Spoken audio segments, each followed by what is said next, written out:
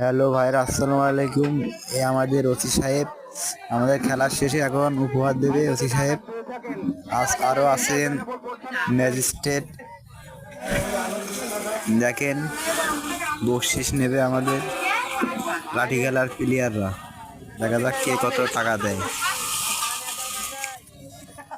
দেখা যাক ওসি সাহেব ক টাকা দেয়।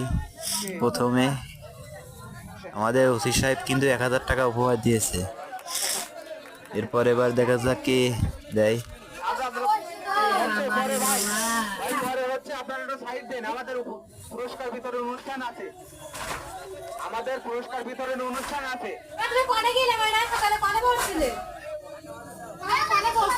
আর এক ভাই দিয়েছে কিন্তু 500 টাকা। আমি উপজেলা পরিষদ ফুটবল একাদশের খেলোয়াড়